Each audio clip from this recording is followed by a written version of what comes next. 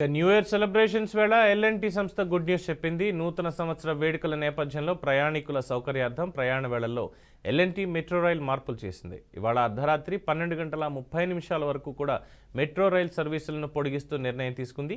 New year వేడుకల తర్వాత ప్రతి ఒక్కరూ రవాణా ఇబ్బందులు లేకుండా జాగ్రత్తగా వారి వారి ఇళ్లకు చేరుకోవాలనే ఉద్దేశంతో ఈ నిర్ణయం తీసుకున్నట్టు ఎల్ఎన్టీ మెట్రో ఎక్స్ వేదికగా పేర్కొంది. ప్రతి కారిడార్లో చివరి మెట్రో స్టేషన్ నుంచి ఆఖరి సర్వీస్ 12:30 బయలుదేరుతుందని పేర్కొంది.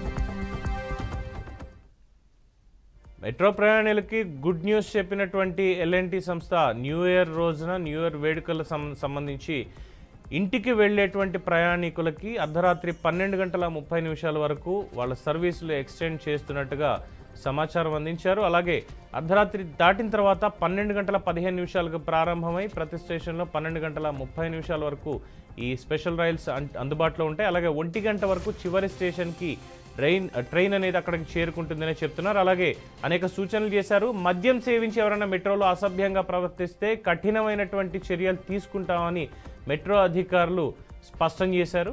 సో న్యూ ఇయర్ వేడుకల్లో ప్రశాంతంగా కుటుంబ సమేతంగా కార్యక్రమాలు జరుపుకొని ఇంట్లోకి వెళ్లాల్సిందిగా కూడా వాళ్ళు సూచిస్తున్నారు.